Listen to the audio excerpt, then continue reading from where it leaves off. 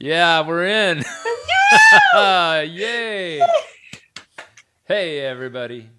We are Harlan and Naya as usual. Welcome to episode 6 of our pop culture series, Writing the Wake. Today's show is Our Almost Famous Private Lives, and we'll talk about the K drama, Her Private Life, and the American film, Almost Famous. There's a lot to learn from both of these stories about both paddling and investing. So, put on your rose colored heart sunglasses, lay back, and enjoy the trip. So, Naya, why don't you kick us off Uh, and give us a little bit of a summary, a little bit of a tease about Her Private Life, which is available on Netflix and Rakuten Viki, I believe. I believe so. So, Her Private Life is a series, a K drama that follows this woman who is, how shall we say, maybe obsessed, maybe a fangirl. She uses the word fangirl of a K pop idol. There's And a she, there's actually a particular word, but I don't know it in Korean for what she is. yeah, so we'll just call her a fangirl, which she says, in the movie, she's a fangirl. So she has a daytime job, like most fangirls do and fanboys. She works at a museum as a curator. And as the season goes on, she falls in love with the new head of the um, museum, who, through trials of tribulation, is an artist in his own right. And as the story unfolds, they start dating because there's this rumor that they went to the K-pop idol's house, who has a painting that they wanted to display. She was seen coming out, and then all hell broke loose. And then the fangirls decided, hey, we're gonna beat her up. Like, it's crazy. And then come to find out that the guy that who is in charge of the museum is a kid that she grew up with, and that he's the half brother of the K-pop idol that she is trying to follow, and that the painting that they wanted is the painting of the K-pop and the half brother's mother. It's like, it's crazy. It's freaking crazy, but I loved it. It's on par. It's on par with your standard K drama tropes. I mean, when you Yeah, go into any K drama, you're going to be like, well, everybody, of course, is related to everybody else and has known them forever, and everybody's going to be living with everybody else, and it's going to be awkward, and yeah, like that's just par for the yeah, course, I guess. yeah. But I'm glad you enjoyed it. You did enjoy it, right? Because this was a Harlan recommendation to Naya. It was a Harlan recommendation, and he's knocked it out of the park again, folks. Um, Only the best, my only the friend. best, and so it kind of went with my love of music, which why I'm wearing the shirt, because today is about music and celebrities and stuff like that. So I found it very amusing, even though some of the characters were annoying. They made me laugh, especially the old head of the museum, the one that she had like really weird hair, and With she's like, yeah, yeah, the bangs, and she's like, and here is what my name is, da da da, and I'm like, why are you talking like everybody's an idiot? Everybody understands you. that actor is a really good character actor, and she'll be back in other shows that we're gonna watch later on, I'm sure. One of the things about these K dramas is that they have very limited runs, right? So they're Mhm, usually like 16 episodes. A few will go a little bit more. Usually it's about 16 to 20 hours each of them. mhm. And so like with a American show, a lot of times you'll try to drag out seasons. But Yeah, with theirs, because they have these constricted runs, a lot of the actors will get loose from their contracts very quickly, and then they'll scoot right into doing another one. So you'll be like, oh, it's the Ajuma from the last one that I Yeah. get to see again, and it's fun to follow your favorite actors kind of going and doing either guest spots, or they'll have smaller roles or sometimes bigger roles in new shows. Yeah, but it was wonderful. I did love it. There is a scene in there that when we come to discuss the differences between your recommendation that I did for you, we could talk about that. So I just loved everything about the show. Even though it was long, I loved it. It was awesome. Well, yeah, it's long. It's long when you view it as like one contiguous story, and it's Like long compared to like a season of US television. yeah, But yeah. when you compare it to something that has like five or even like, all right, so the minimum you would have needed to get a syndication buy in the United States would have been 100 episodes. That was the old rule.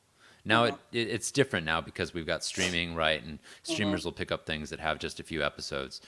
But typically, you needed to have 100 episodes, and so that's 100 episodes would be about of U.S. television, because they're about 45-minute episodes for hour-long series. That would be about uh, how many hours? Well, It's you not 100 figure, hours. It's less than yeah, that. So it's like 75 hours, maybe 80 hours of television. yeah. Well, you figure every show that I've watched, you know, in the U.S. is like maybe 30 to an hour long. So yeah, Yeah, yeah, you could do that. We're paddlers, folks. I don't do math. yeah. I do math, but doing it in my head is a little sketchy, so it's fine. So why don't we So move on to yours? let's talk about Almost Famous.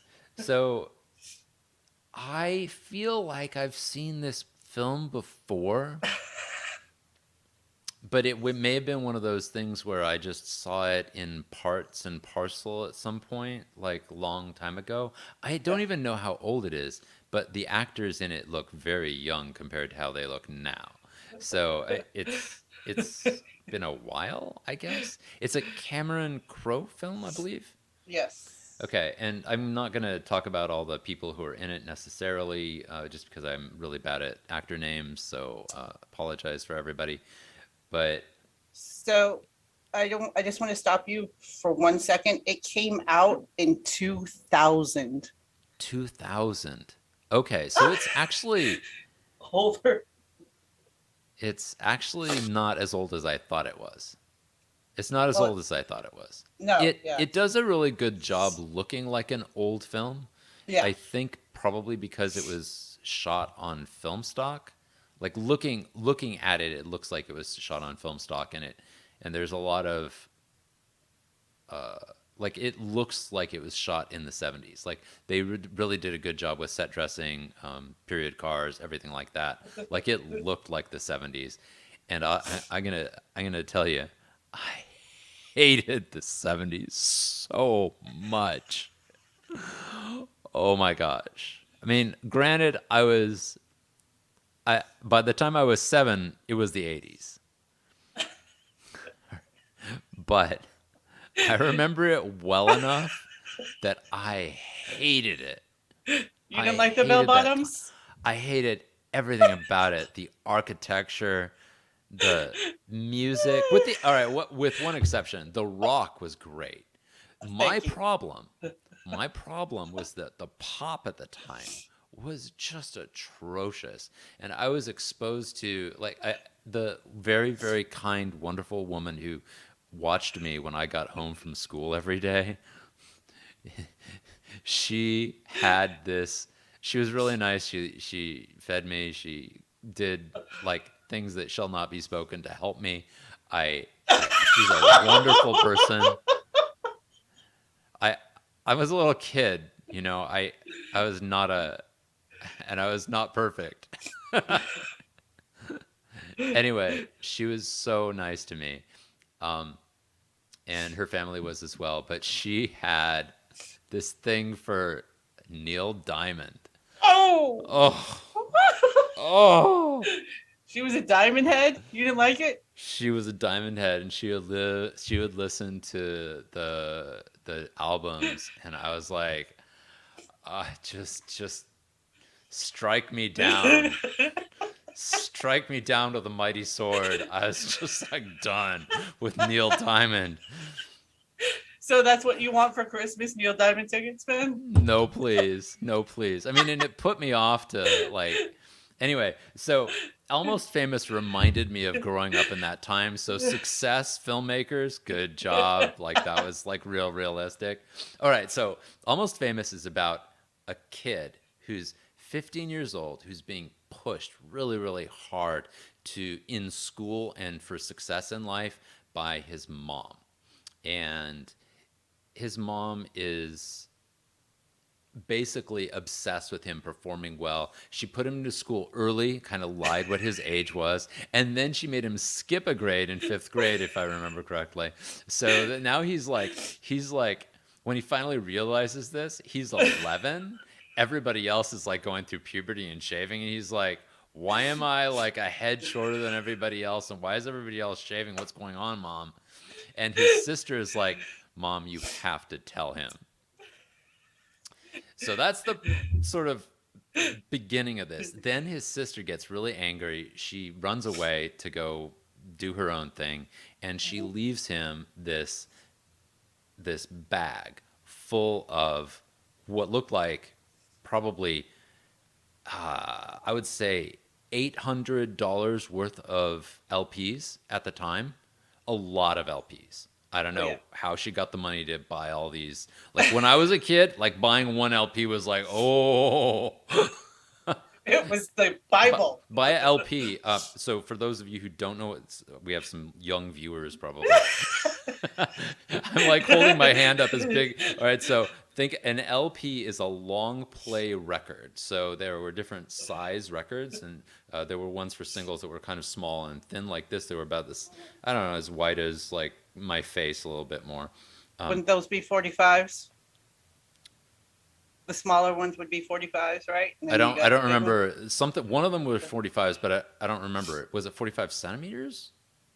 I think I think it was just 45. But anyway, LP, yeah, go ahead. Yeah, and the LP was a longer one, and you could fit like I don't know, 8 songs on each side. They'd record about 45 minutes worth of music on either side, and you could flip it over, right? So it would have a lot of music on it. So when you were talking about when old people talk about albums, this is what they meant. They meant Oh, a people. record.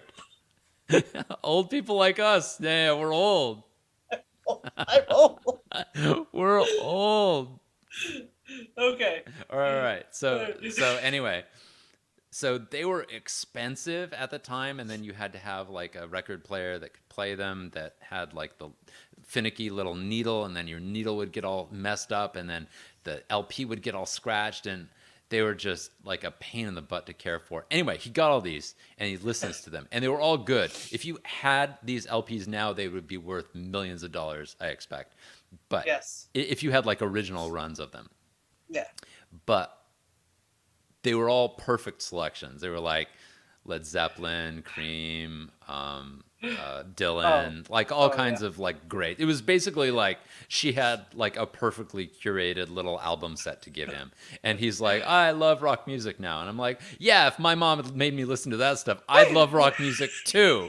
When I was 8 years old, And then what happens to him? What happens so to him? he wants to become a rock journalist. And then he decides to kind of work as a freelancer for Cream, Cream. Wait, Creem, which is a local San Diego. I think it's a real magazine. It I was a remember real seeing it on magazine. the shelves. Yeah, it is a real magazine. Okay, It was. is this based on a real person? It it's loosely based, or there are It's certain a situations dramatized version of of things that happen to people. Cameron Crowe's life. He Seriously? actually, yeah, I think he actually went through this. Oh, that's rough. I don't know if he had the overbearing mother though, but I know that it. Well, it makes it good, right? It Oh makes it yeah, good.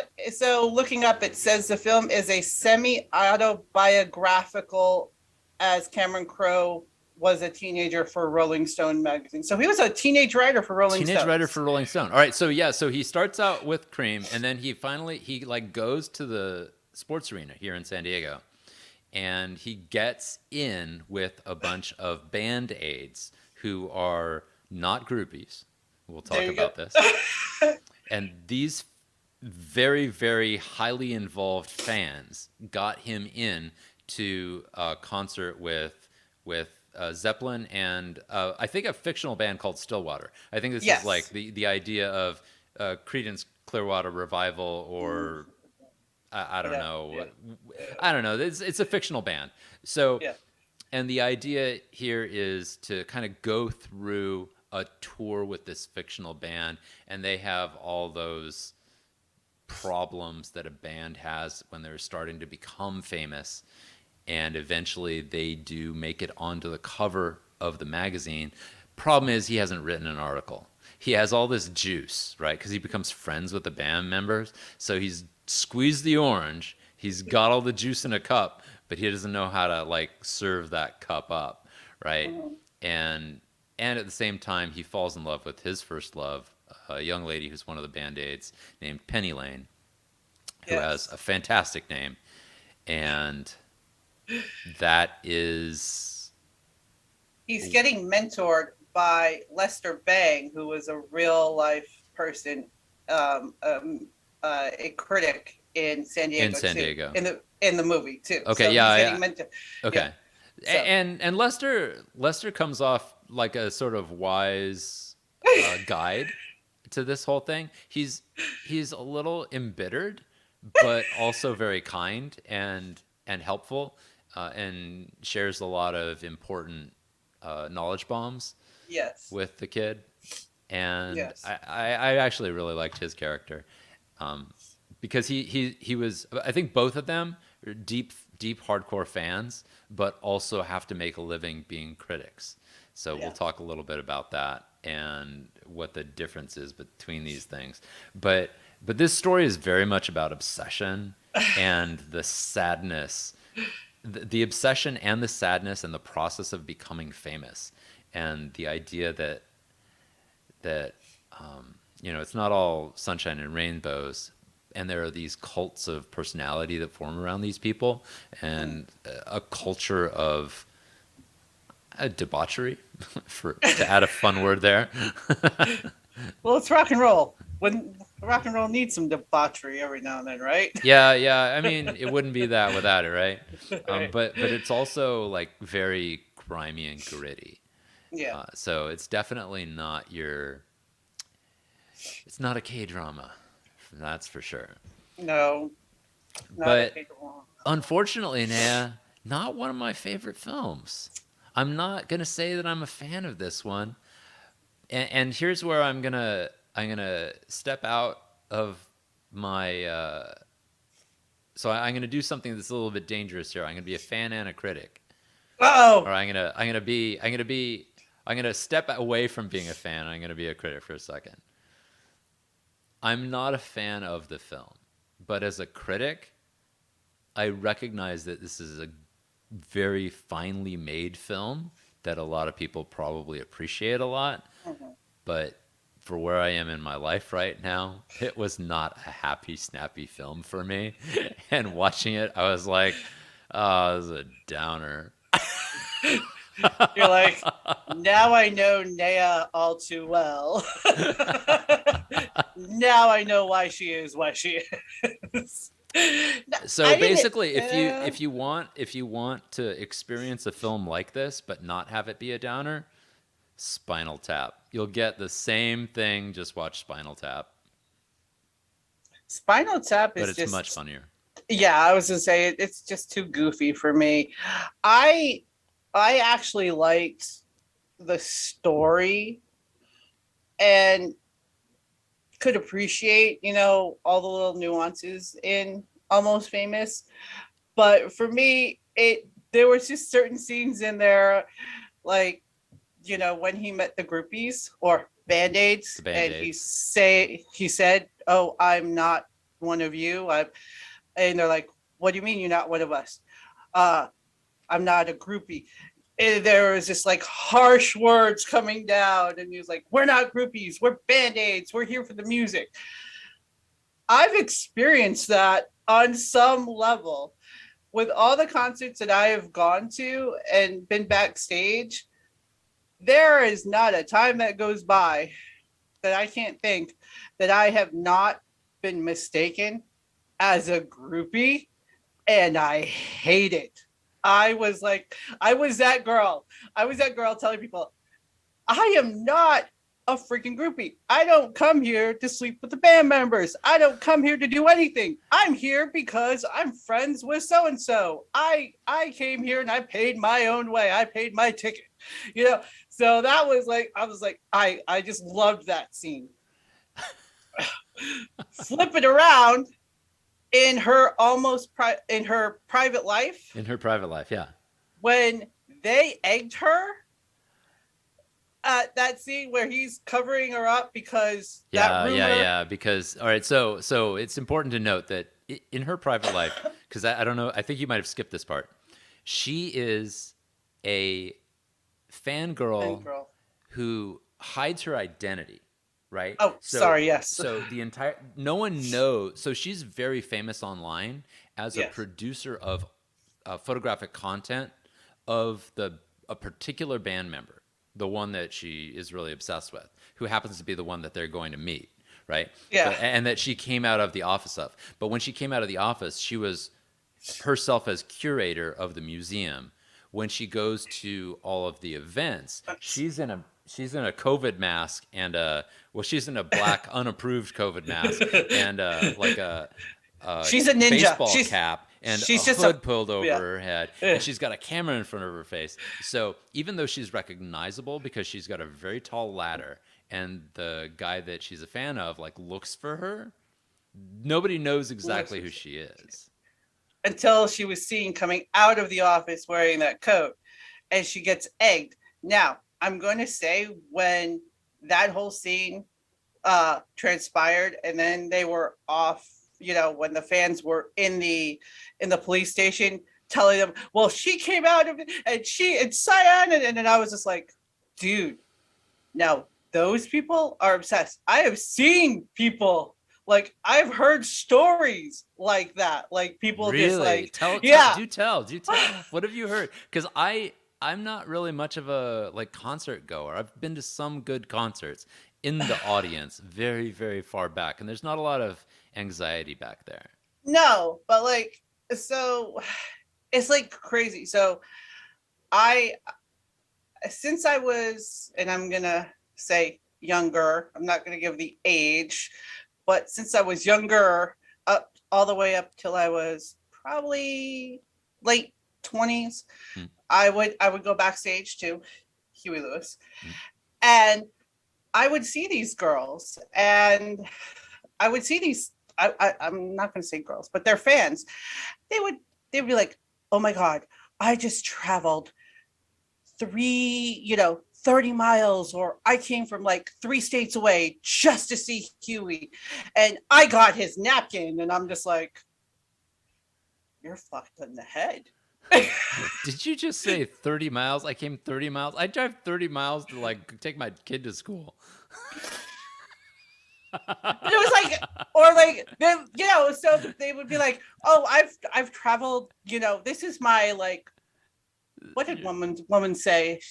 This was her 10th concert in a week to go see them. Wow, really? I was just, and they're like, and Wow. and I got his napkin, and oh my god, I have his rose, and the straw, and I'm just like, okay. I Okay. shook it. I shook his hand. you know, I had drinks with him. It was like, I don't know what you want me to say, but also there are these fan sites on Facebook, and some people can be really nasty. Really? Well, Yeah. I mean, I'm kind of aware of it, but it's not. So I'm aware of it on the side of Star Wars. Yeah. Star So Wars fans, for some reason, and I don't even want to blame this entirely on Star Wars fans as a group, because for some reason I think they were all part of the whole, like, the Russian. Do you remember when the Russians were like doing the whole disinformation thing back during the election in 2016? And they were like pushing a bunch of stuff. They would choose random pop culture things, and one of the things that was happening at the time was a Star Wars release. And wow. so I think they were one of many different pop culture things that they were just sort of like injecting like uh, Mhm. mean comments into.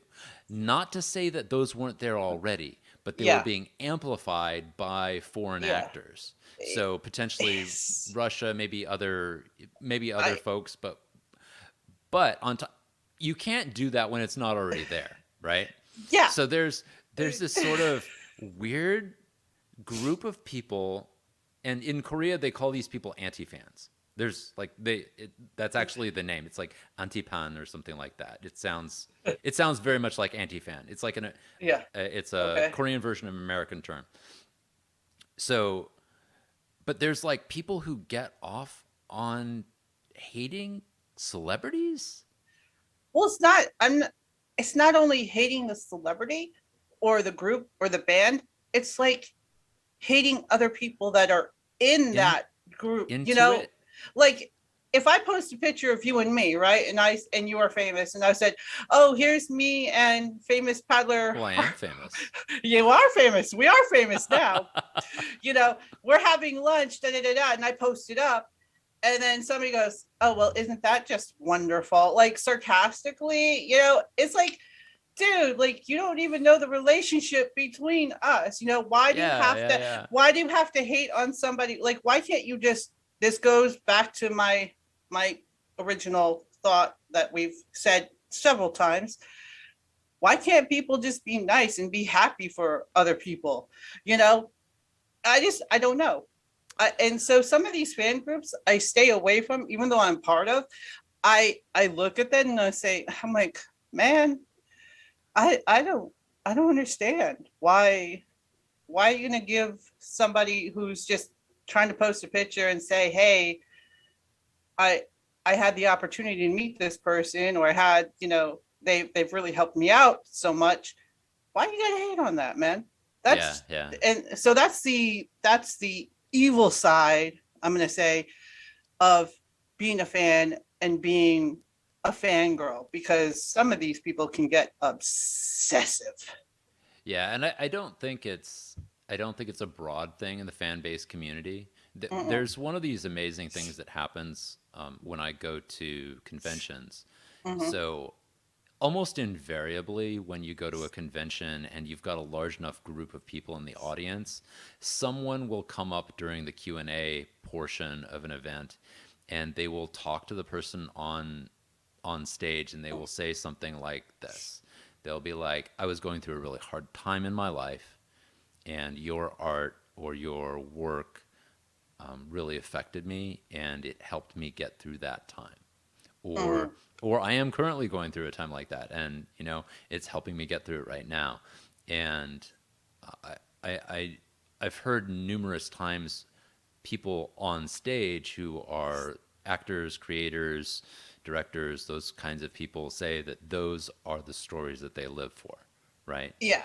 And almost invariably, when those stories come out, like the audience dies crying, they're just like That heart little moment, that heart yeah, I moment. mean, they're just like, oh,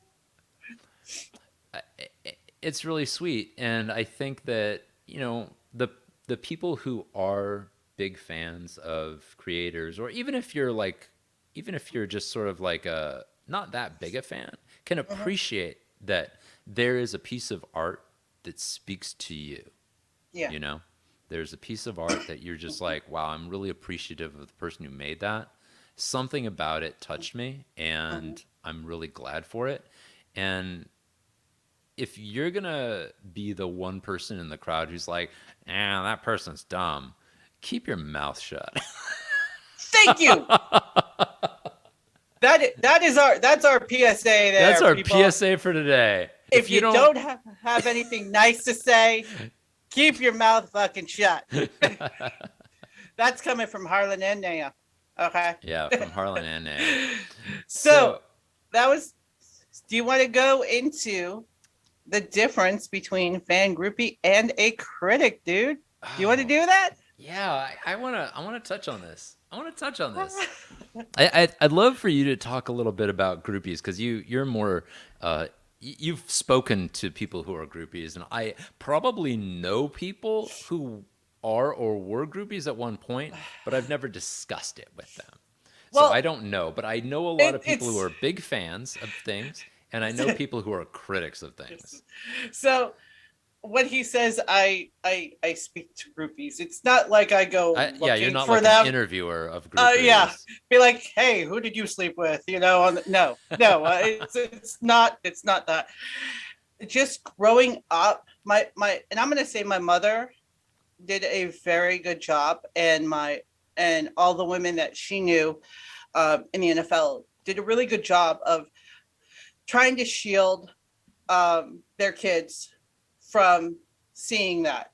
But as you get older, you're gonna see it, regardless. You're gonna see, these women hanging out, or men too, because I'm not gonna disregard the men. That men can be groupies too. It is, you know, different age. Um, but you would just see these people who, you know, you know, aren't really in that circle, like in the fame circle. They just want to be near people who are famous, and want to be with somebody who's famous, and want to have that experience, What and do you think it is for them? Do you think they're looking for a thrill? Do you think they're looking for physical connection to I think fame? I think What is that? I think they just want that satisfaction of saying, I slept with that person, or I know that person. Is it like Like, a pride thing then? I think it is. I think it's like the prized possession, I don't know, Hmm. but um and what I find is, music groupies are different than, I would Sports. say, sports groupies. And I don't know why. I think it's maybe the attitude, Hmm. maybe the way they carry themselves. Cause going backstage and seeing these groupies, like, and I'm sure that when this comes out, everybody's gonna be like, what? So I was very young, like I said, when I first started going to these concerts. I was always chaperoned up until I was, I think, 17, 18 years old, when I could drive. Yeah. So I got to, go, and my parents knew that I was not going to do anything wrong. That was, I had to get good grades so I could go see the concert. That was my whole thing. Sure. And I mean, I wanted to look good. So I would wear, I'd wear what 90s clothes would, fashion did. I used to have this black dress that was, this little back dress that was really nice, but it was the only one that fit and was suitable to my body type, but it was kind of still revealing. I'm not going to lie. It was revealing, but it was the only one that fit. And I remember one of the girls coming up to me and saying, so who are you going to be with tonight? I'm like, I'm 17.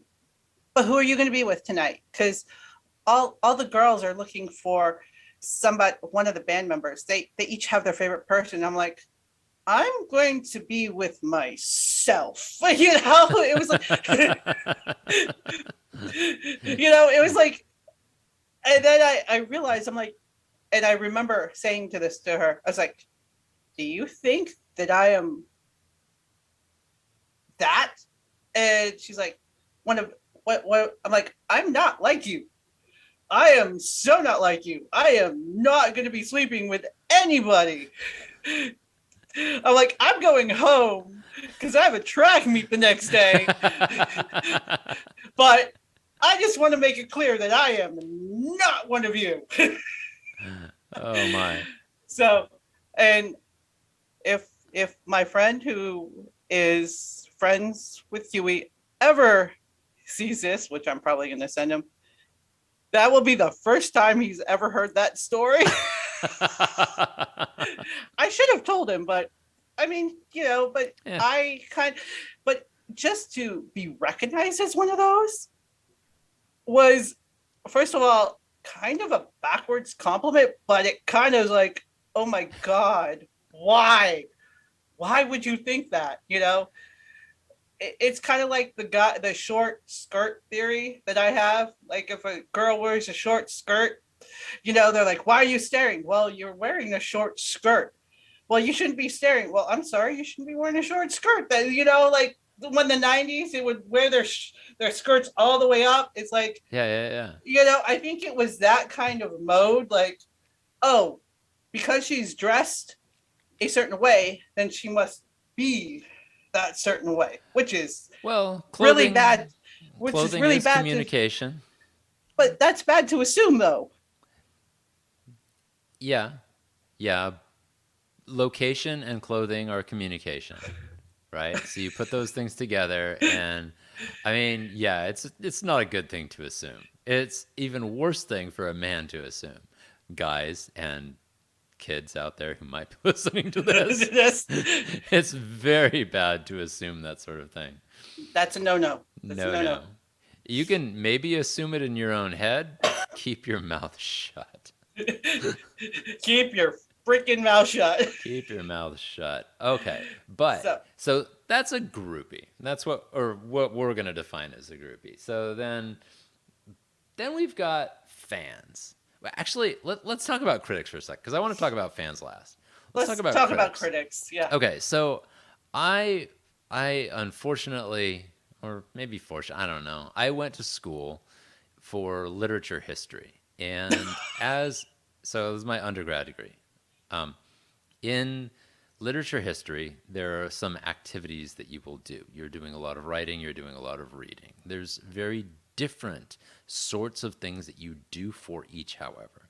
History involves looking at historical events, putting them in context, finding learnings from those things that you can bring to the present day, ideally. I mean, that's why else study history other than to get learnings from it, right? Who knows? However, I was bemused and disappointed to find that for the most part, a literature degree had nothing to do with learning from the literature and everything to do with criticizing said literature in a way that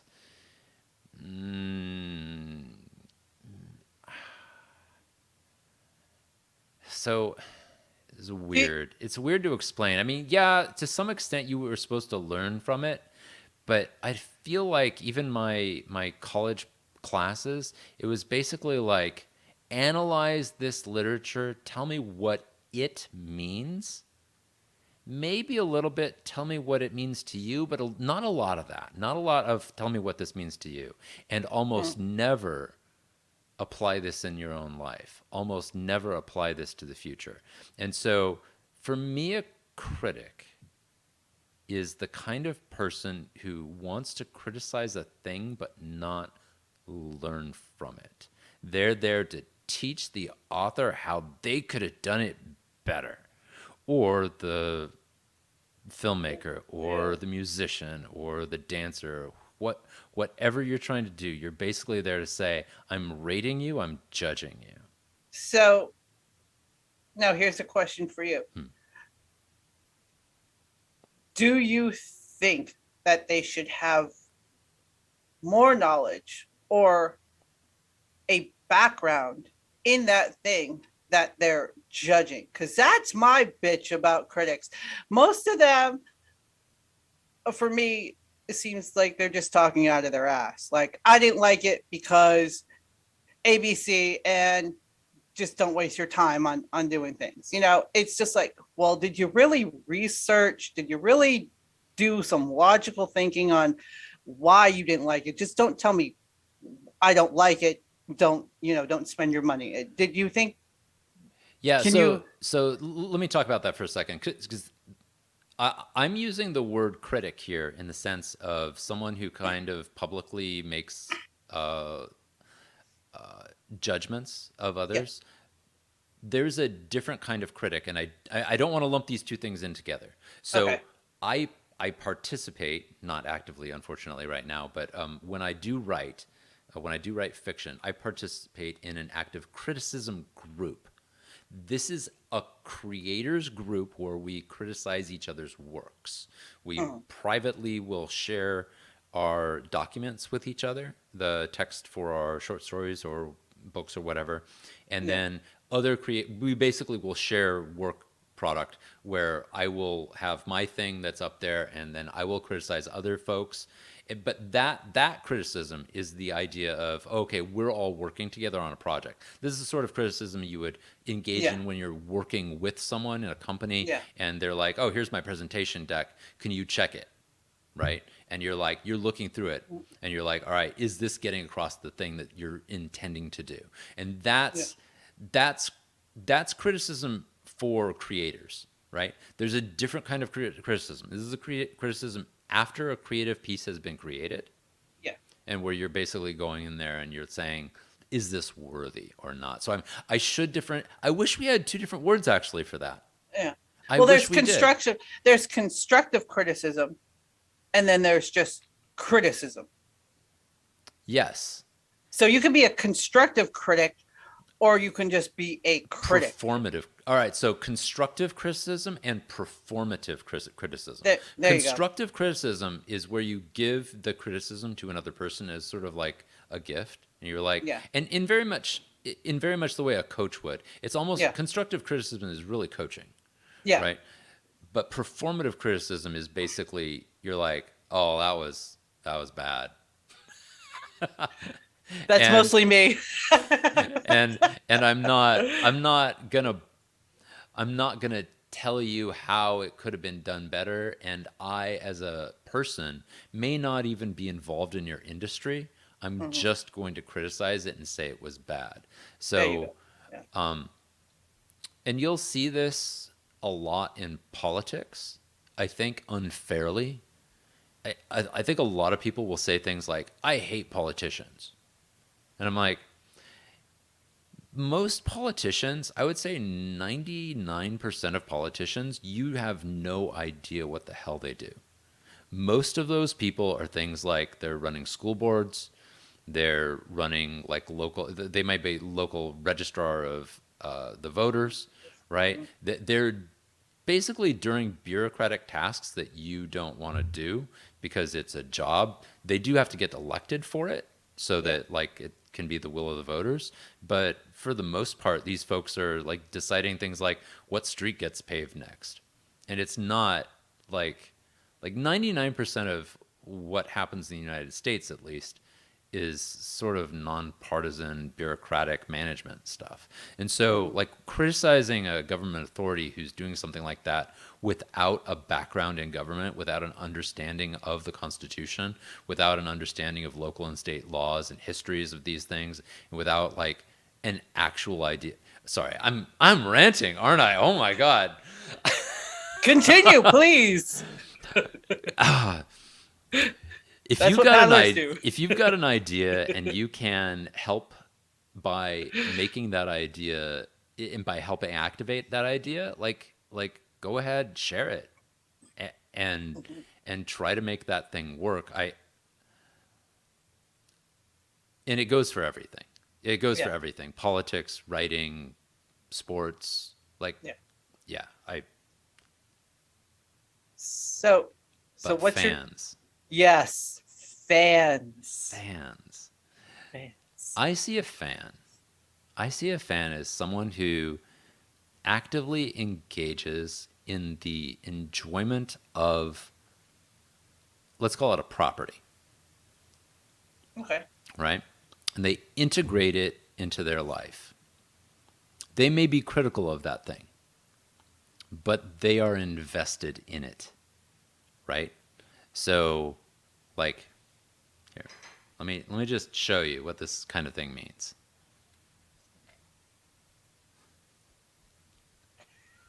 Okay, okay. Huey, Boba. I mean, to be a fan of something means that you're kind of accepting of where that thing goes. You're accepting of the creators to some extent. No creators are perfect, you know, but you're willing to go along for the ride until those people disappoint you to the extent where you're like, I'm gonna have to cut ties.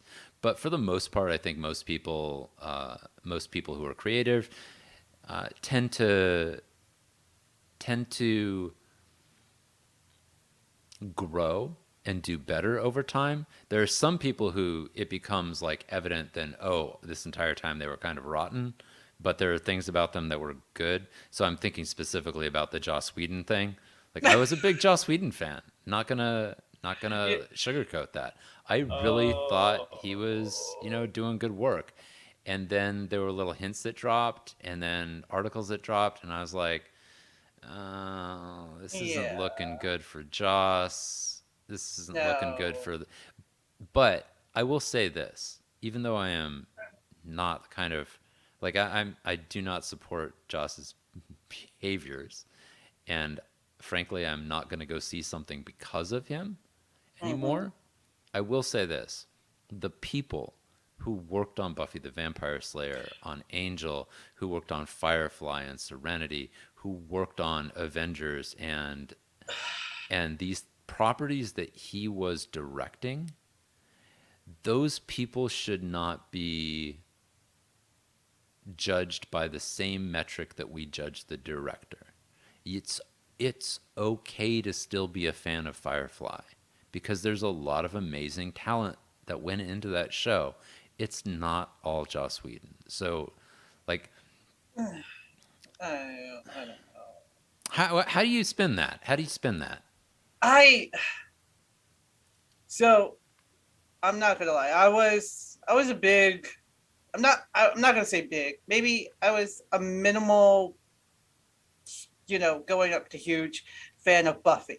If you were in the night, you did not watch Buffy. Sorry. I You didn't know. watch Buffy. I was in college at the time and I didn't have cable and I couldn't watch Buffy for like most of the seasons. Oh I my god. didn't watch Buffy until it was on Netflix Okay. or So or I got discs or something. I remember watching, when Sarah Michelle Gellar came on, and it was cruel, and then David Boreanaz. Oh my God, yes, Angel, and that whole relationship, and that's how he got spin off to Angel. But I have a bone to pick with Buffy, All right, pick the bones. Pick the bones. and this has been going on for years. You go into these little chat rooms, and I don't know whether it was a writer or if it was Josh Whedon. Why Hey, the hell did you have Buffy end up with Spike, the other bad vampire? Why? I after Buffy put Angel in the sea in a freaking, you know metal coffin, I was done. I was done with that. I could not watch it. I watched Angel. I tried to get into that. Could not watch it. I didn't even watch Firefly, and then really? now I'm watching Castle. Nathan Fillion. I'm watching Castle now. I love that guy, but I after that whole Buffy thing, I was like, I'm done. I'm over it. I'm over Josh. I'm over Oh, and all of it's this. and he hates being called Josh, so we will continue to call him To call Josh. him Josh. It's Joss with a s. You are not Josh You are not Stone. Josh, but you're Josh to Josh. us. You're Josh. I'm Josh. sorry. Until you rectify that whole Buffy Rectify, thing, yes. no. I'm sorry. Yes. But a fan, Yes. but a fan, this Fan. is what a fan does, right? A fan will stick with you until you don't deserve to be stuck with anymore. And a fan will integrate into their life somehow the pieces of the puzzle, and they will follow and they will do the things, and not every fan does everything. Like, I'm not a big reader of book properties for films. So, Mm-hmm. like, for example, for Star Wars, which I do enjoy a lot, and even for Star Trek, which I enjoy a lot, I tend not to read the book adaptations Mm-hmm. unless there's a writer I already know who's writing the books. So Mm. there are a couple of writers who I am fans of, and they have gotten picked up for runs on those, and I do look forward to reading some of those books, and I have read some of them, so I'll make an exception for that, but I won't just read all the Star Wars books or something like that. Yeah. I mean, and I see your point.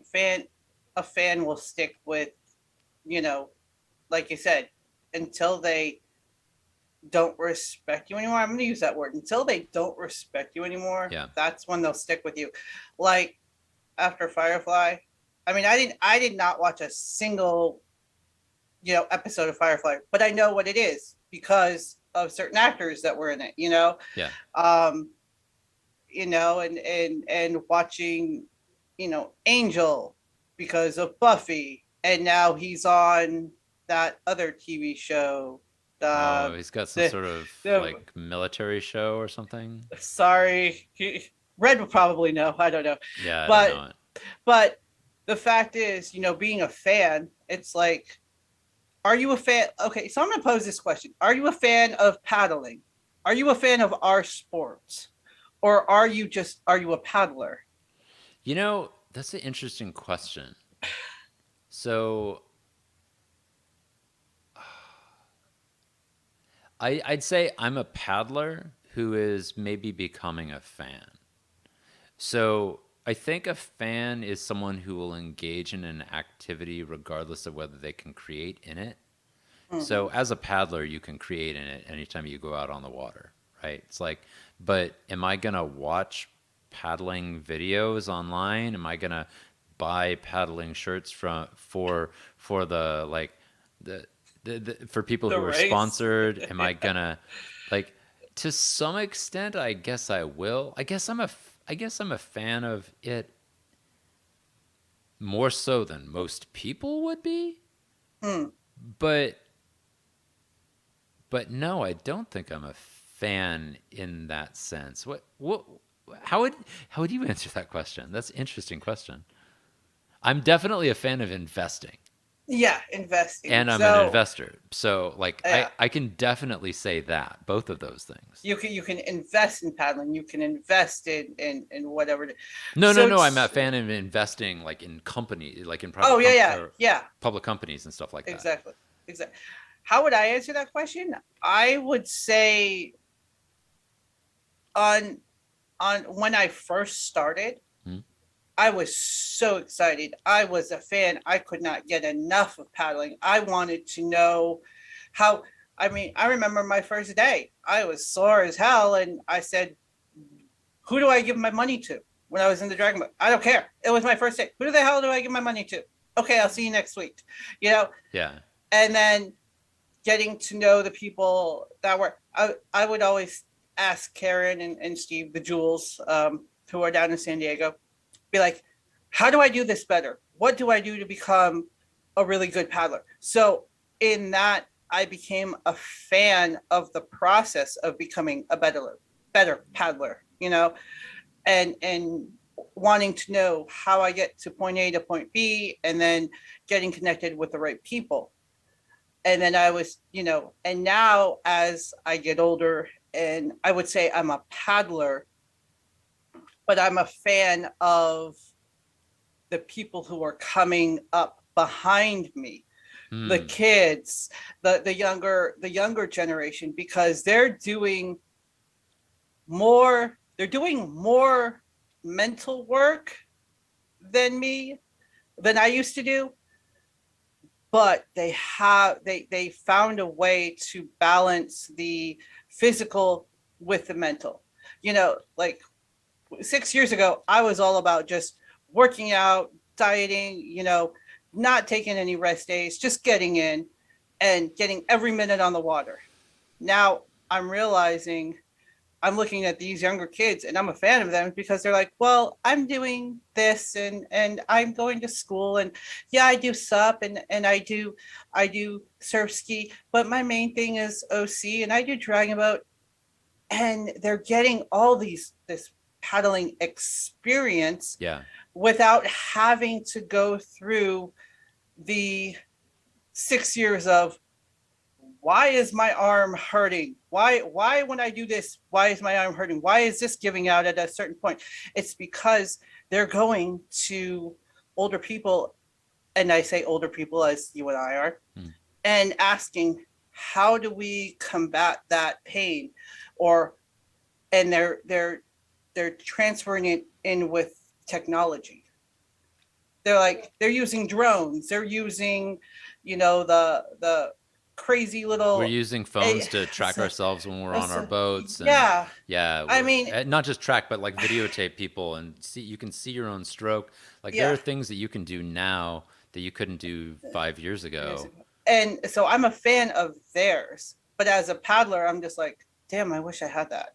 So I think there's a fine line, but I started out as a fan and now I am a paddler, but I will always be a fan of somebody who can make the sport better with technology and not take away from that, experience that somebody experiences on the water being in that craft.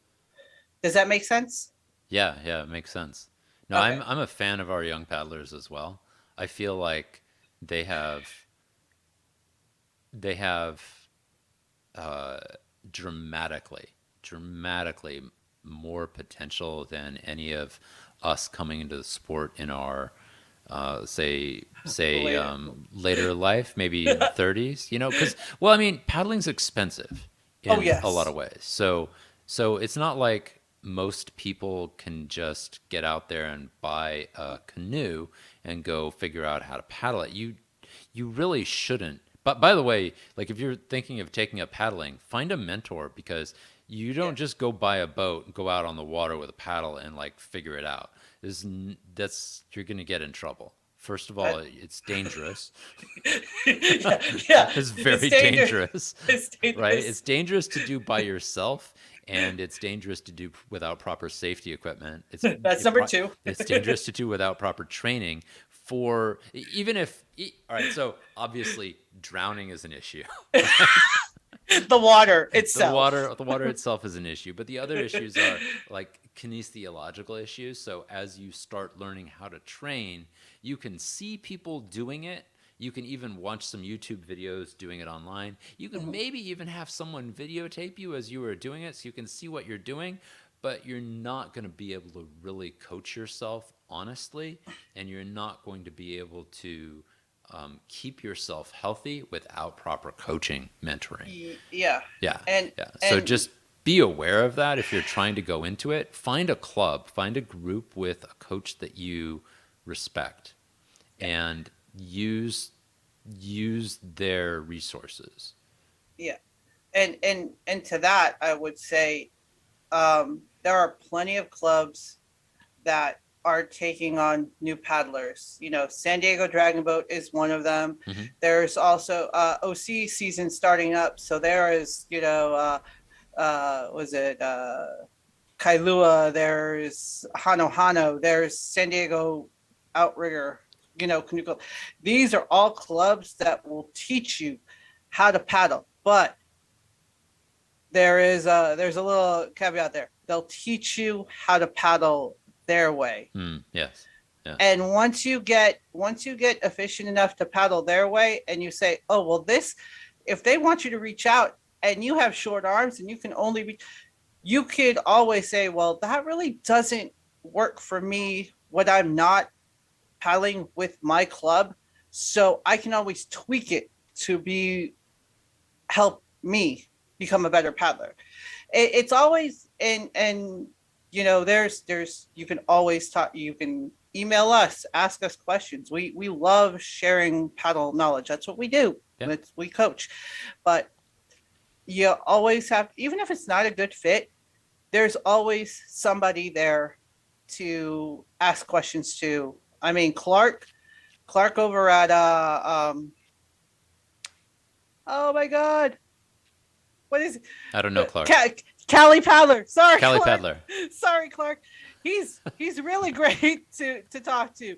Jaton Prince over at West West Coast Coast Paddle Paddle Sports. Sports is great to talk to. If you have a chance, and you know Red Pedrick or you know of Red Pedrick, I talk to him too. Like there's so Jules, San Diego Dragon Boat, and Hano Hano, Michael Chang, Zoe, Alan. These are all great people to talk to.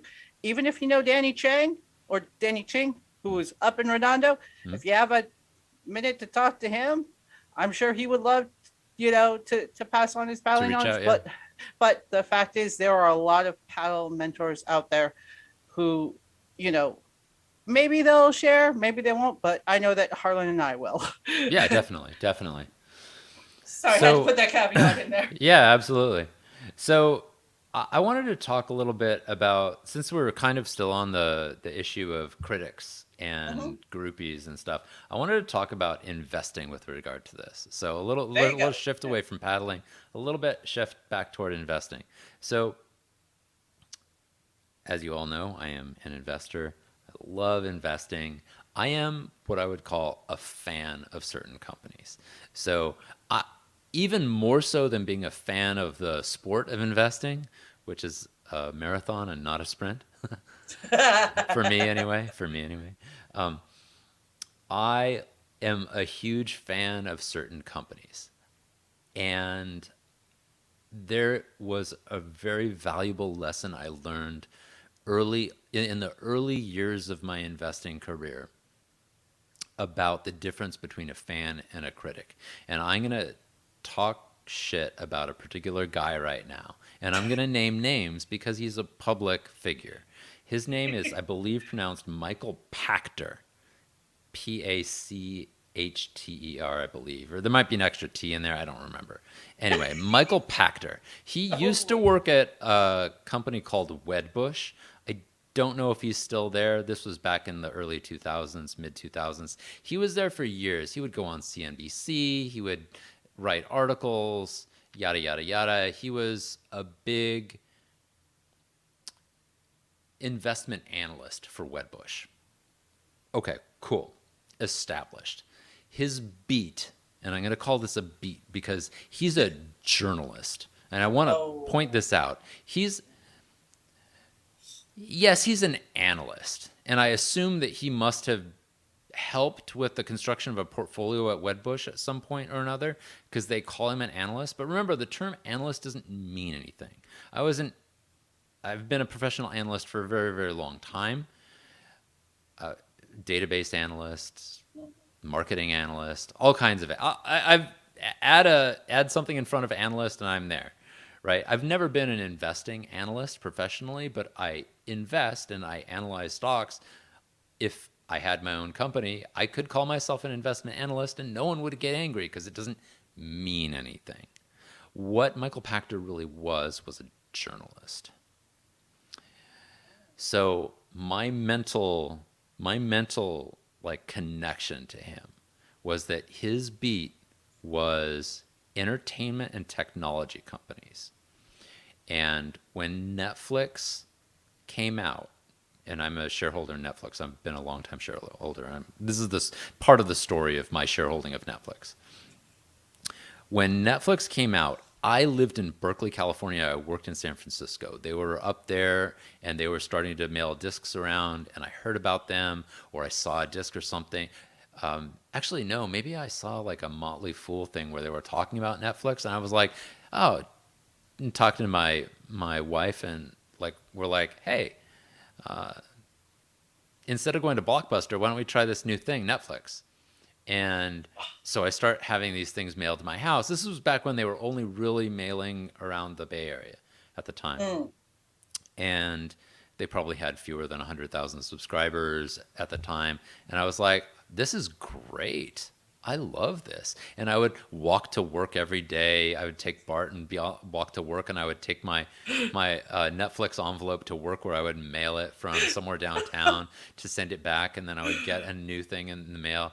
And I was like, all right, I'm investing in this company. I don't remember whether I was an investor first or a subscriber first, but they happened very closely in time to one another. And I bought like my first $500 worth of Netflix. And I was like, oh, okay, cool. Put a little money in my investment account. And then over time, I added and added and added. And I ended up, and Netflix is a very spiky company. It would have these huge peaks and troughs. And during this time, almost the entire time, I was like, I'm a fan of this company.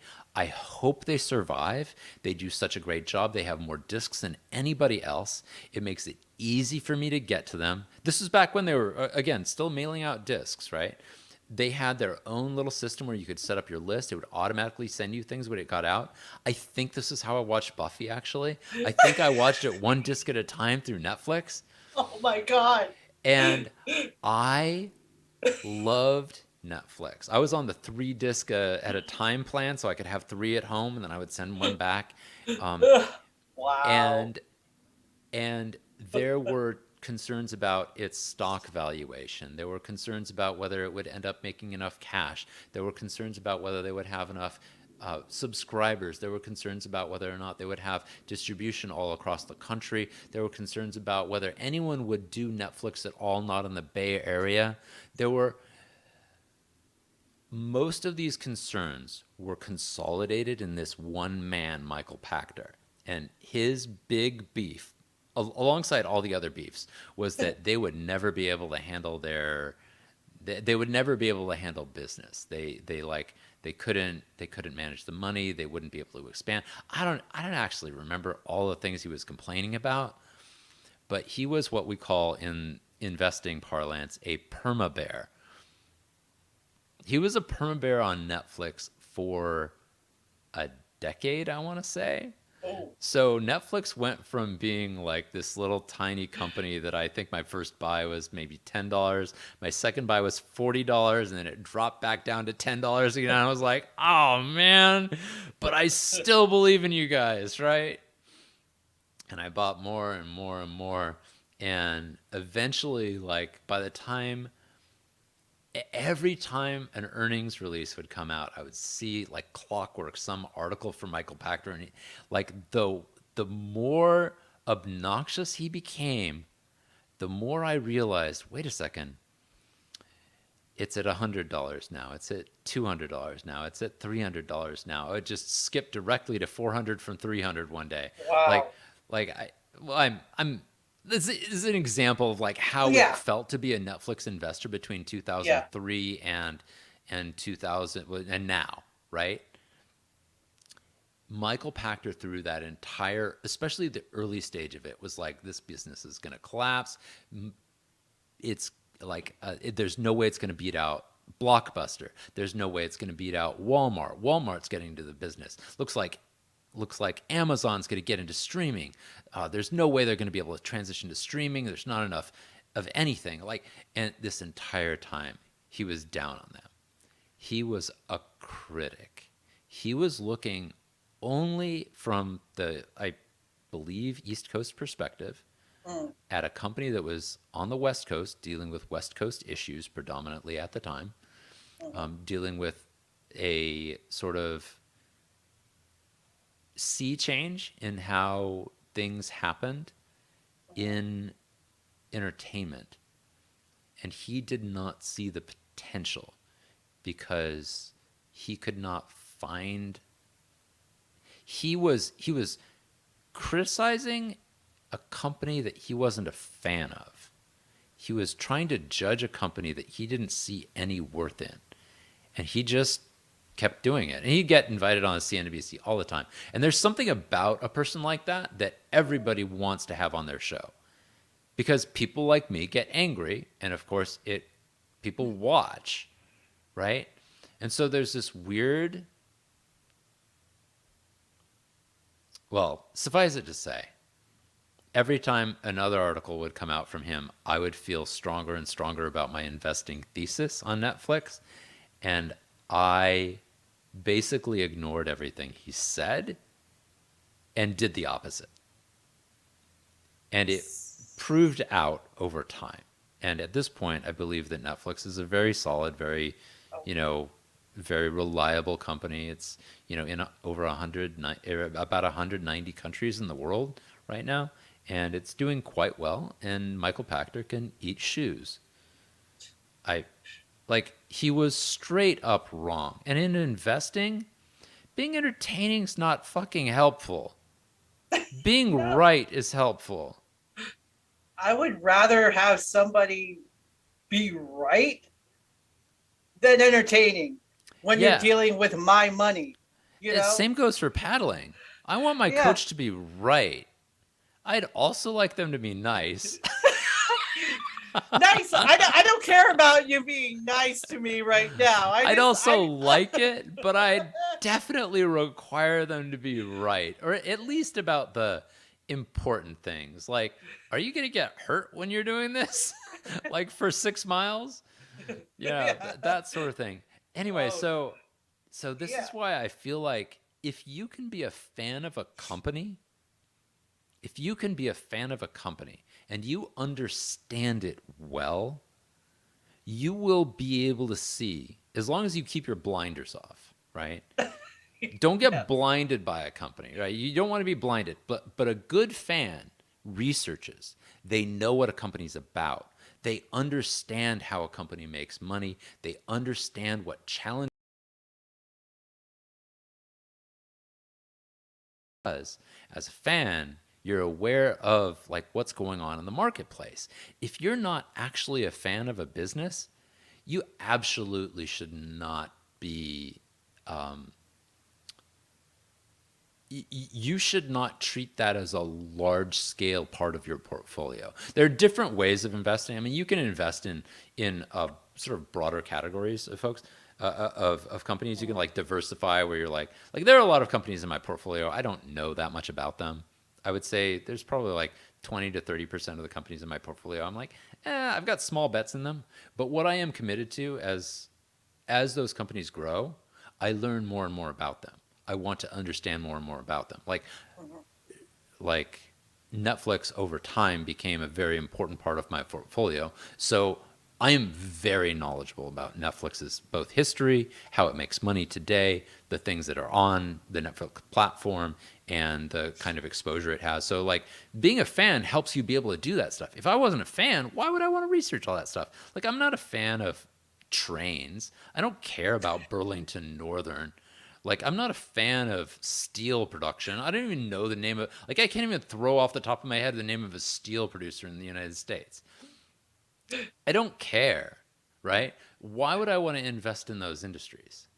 Sure. So, all that being said, if all you've got is criticism in you, you may want to think about buying an index fund. Now, now here's a different perspective. Do you think it was? I mean, because obviously you waited out. You bought more Netflix stock. You invested more. Um, so do you think what he did actually caused the reverse to happen, not just to you, but to millions of people who invested in Netflix? Because obviously it sounds like, you know, it kind of sounds like reverse psychology to me. Like if I'm saying, don't do this, don't do this, don't do this, don't do this, what are you automatically going to do? You're going to do it. You know, do you think it Do you was think that he was like paid by the Netflix people to be like the annoying uncle? I don't know. I'm asking you because it kind of That's a seems. joke, guys. I don't think that. Yeah, yeah. No, I mean, but I know that sort of shit can happen. So, no, I don't think so. I just think I think he was blind just it was to just the okay. potential of this particular company. I've read some of his other analyses of other companies, and they're a lot fairer sounding. There was something Okay. about Netflix that rubbed him the wrong way. and that Ah, he did not understand the he didn't understand the customer view okay. of renting videos. I'm guessing, I don't know this for sure. I'm guessing Mm, he's not the kind of person who would go home at night and rent a video. He's probably like an investment banker type person mhm. who, spends nights out not doing the video watching stuff, right? Like Yeah. I'm the kind of person who comes home and I watch like 5 or 6 hours of K dramas. Yay! Yay! Right? I'm like like if you're not that kind of person, why would you be like Netflix even at the time was about binge viewing. Yeah. If you couldn't do that and you couldn't understand that kind of person, you really shouldn't be analyzing customer propensities on that Yeah. stock. It's Yeah. like, I I kind of compare it to like what you're saying is if I only know OC paddling, I'm not gonna go out and coach or criticize somebody who does surf ski or prone and tell them they're doing it wrong or tell them that they're wasting their time because of A, B, C, and D. That just doesn't compute in my mind. But also in my mind, if I say to somebody, "Hey, I don't do prone, I wouldn't do prone," da da da, da, and they're like, "You know what? I want to do prone."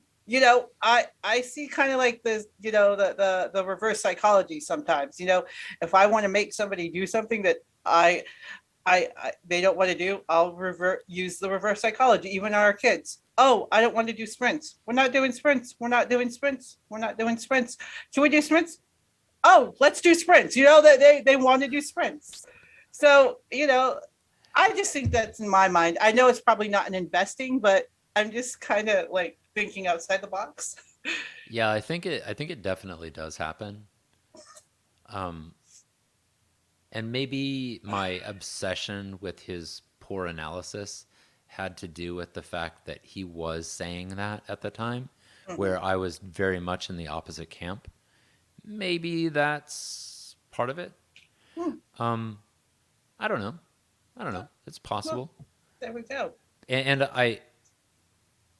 I also want to say that if you are an investor and you follow analysts, don't just follow one, because what Nea is saying is real. You almost always want to get a variety of opinions on whatever it is you're doing. And you know what? It's just true in life, right? So if you have one coach for a sport, chances are you're only going to get a portion of the One view. knowledge you need. You're going to get one view. It's always important to hear from other people about how they've had success in whatever it is that they're doing. And I just feel like, oh, and by the way, I also think it's important not to take advice from people who haven't had success doing something similar. There you go. So Michael Pachter, Yeah. I don't think was successful investing in a company like Netflix. Hmm. I don't think. I don't know because he never really disclosed, oh, this is what I invest in. That's actually a big problem in the analytical Mhm. business. A lot of analysts don't disclose what their companies are recommending when they're doing their analysis, and even if they do so, it isn't always meaningful as far as Mhm. like it's not always clear. Like you could have a company who's heavily shorting a public stock and then make all kinds of negative statements or positive statements about it, and have some severe interests in that, and you may not want to listen to them at all. That's why I do struggle to always, right? I'm always conscious of telling people whether or not I own a particular stock, even if it's a tiny part of my portfolio. And Mhm. really, our millions of viewers, I don't think would distrust me at all. But theoretically, I could move the market. I mean, it's possible.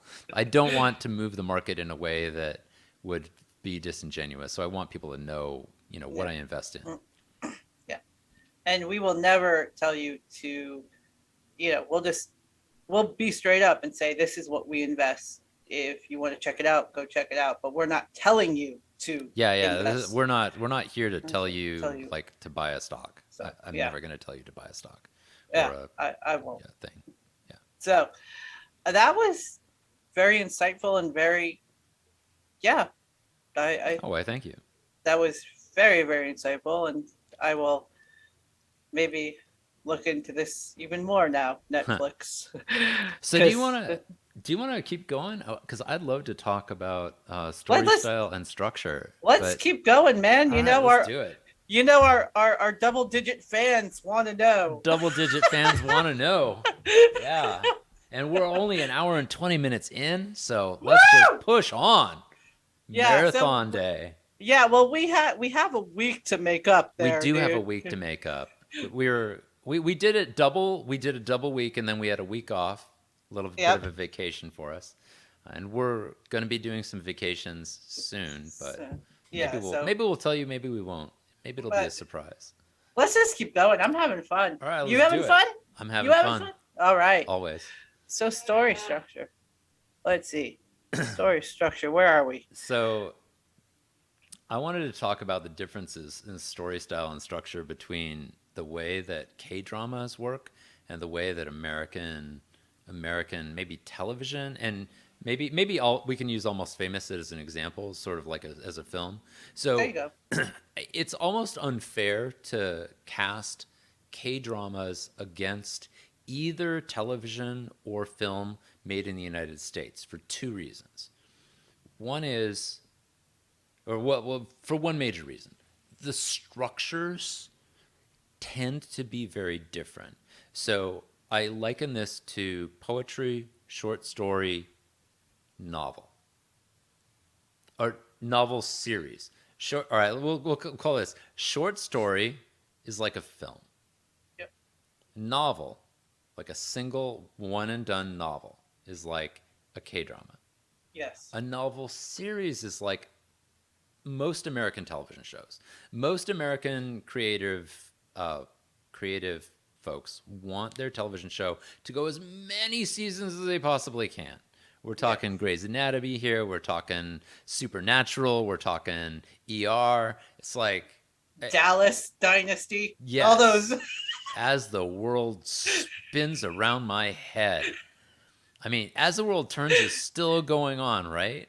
Oh my god. As far Young as and I know. Restless too. Young and Young and the Restless too. Restless? Yeah, yeah. Yeah, the soap So dramas, man. so soap opera so K dramas are soap y, but they are not soaps in the traditional sense. A soap is basically something that just keeps going.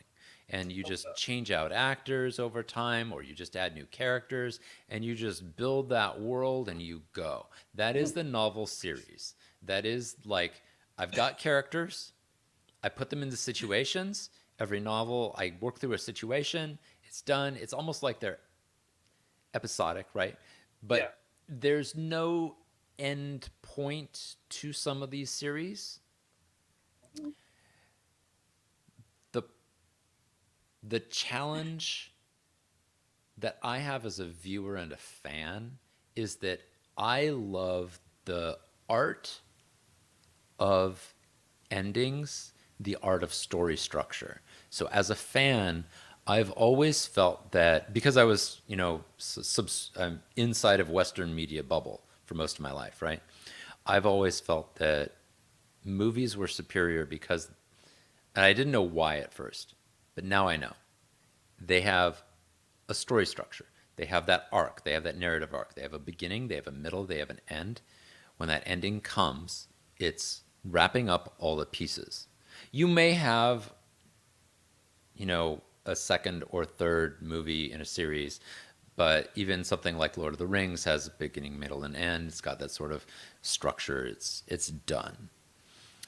With a lot of television, American television, the ending is an afterthought, to put it boldly, maybe. Like, I don't know if even anyone is thinking about endings when they start some of these shows. Famously, wasn't there a show that it was General Hospital? General Hospital's ending was, spoiler alert, it's all a dream. Wasn't that Saint Elsewhere? Oh, Saint Elsewhere, right, right, not General Hospital. That's still on. Sorry, we're dating Yeah, ourselves yeah, now. we're dating ourselves. Saint, it was Saint Elsewhere. It was a different hospital show. Yeah. So, but even the ones that try to wrap it up nicely and try to wrap it up well, or presumably have an endpoint in mind, a lot of times fall down on that endpoint, and they just go and they hit the ground. And one of the things that I really am appreciative of in K dramas is that they're like, we're buying a limited series. We know how long it's going to be. You've got 16 episodes. Wrap it up on episode 15 and have a denouement on episode 16. Because you're out at that point. And if you don't wrap it up well, you're not going to get another contract to do another. I adore this format. I absolutely adore it. It I can say that I do concur. I do love the fact that there is a specific start point, a specific middle point, and a specific ending. And like you said, in K dramas, it's around maybe 30, if it's a 16 episode show, it'd probably be around 13, 14 where they start tying the loose ends Yes. together. If it's a 20 episode, it starts around 16, 17. Mm. And and I thought that that would be a really hard transition for me after watching American television, but it wasn't. I was like, okay, where's the ending? Where's the ending? Damn it. I need to know how this is going to end. Where hurry up. I can't invest in these characters that much longer, you know? So but I love this story structure. I really do. Especially for somebody who when I watch television, they're like, oh, so and so got killed. I'm like, yeah, well, we already know where the other so and so was because he went to follow him and he's the one who killed him. No, he didn't. It was so, no, it was, and then like 4 or 5 episodes later, you killed so and so. I'm like, I could have told you that. It just following the flow of the story in K drama is really it's easy, but at the same time, there's a lot of complications in there with inner stories, weaved in there. So Yeah, they do complicate things a lot, and I've noticed that maybe because of this, episode 1 for me is almost always really challenging. And I thought that I think part of it was just the linguistic barrier. But it's not just that. All right, so when I started out, it was both the linguistic barrier and the fact that I didn't know any of the actors. mhm. So now that I know a lot of the actors, and it's a little easier for me to kind of recognize people, and I'm because a lot of times you'll start, especially as you're doing K dramas for the first time, you don't recognize a lot of these actors that are regulars. You go in there, you're like, wait, is that person the one who was just in the last shot? I but this person has different hair and different clothes, but it's a flashback, so it could be the same person, just Yeah. younger actor do it. And I'm like, wait, who? And then the translators sometimes don't help at all, especially Netflix's translator. Sorry, Netflix, I love you, fan and all. Your translators are not as good as the translators who volunteer over at Rakuten Viki. In fact, Rakuten Viki's translators are amazing.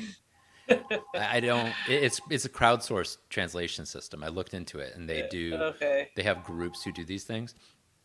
The Anyway, sometimes you'll be watching the first episode, and you'll be like, "All right, this person's name is this or that," and then they will sometimes translate the name, and other times the characters on screen will say something like hyung, which means older brother or respected older male figure. Yeah. Or they'll say oppa, which is a woman saying basically like, you're my boyfriend or you're my older brother to a respected older person who's like not too much older than them. Hmm. So, but the way Netflix will translate those words, they won't translate the meaning of the word. They won't Hmm. translate the actual word, which Rakuten Viki just says hyung. And like Yeah. everyone who watches automatically just goes, yeah, we know what hyung means. It's fine. We get it. Um, but but on Netflix, what they'll do is they'll put the name of the character in there. The problem is, and the problem when you're watching is that the characters don't say that in the phrase. So Hmm. you're trying to kind of follow along what's being said, and even if you've never spoken Korean in your life, you understand a lot of the intonations and Yeah. the ways, like, they're not freaking aliens, they're still people, right? So when they Yeah. go ah, you know what they're saying, I Yeah. goo, you're like, oh, okay, yeah, you're yelling Yeah. at somebody, So, right? You yeah. understand. It's like you'll pick up words here and there, but once they like trade out some of those words, it's like it becomes very disconcerting. And episode one, for some reason, for me, is always harsh. Like I always take a while to get in there. I don't understand what's going on, but then things start to even out. I usually don't have a problem with episode one. It's No, just, I just, I look at it from like, okay, so I always figure that the first character that they show, I'm going to be following that character. And usually it's correct, you know? usually. So, yeah. It, but then something happens, and then it's just like, wait, why are you like with her private life when she was at the museum and then she went to go in her ninja gear? I was like, okay, there's no explanation on why until she got to the place where she's like, I'm like, oh, now I know why Now I get you it. did it. Yeah. Yeah, they So, do a lot of hiding in that first episode. There's a lot of like, oh, why is this person doing that? yeah, It's a stylistic thing, yeah, and I think it would be a little bit more obvious if you were Korean for some of the stuff. yeah. But even if you were Korean, a lot of it is just hidden until you get to the end of the episode. And by the end of the episode, like they delivered a pretty complex setup. Oh, The God. episode one is a difficult writing challenge, I think. Yeah. It's just a difficult So, writing challenge. You got to fit a lot into an hour. so we're saying kudos to the people in K dramas who write the first episode because we know it's not Definitely. because we It's know it's not not easy. as easy.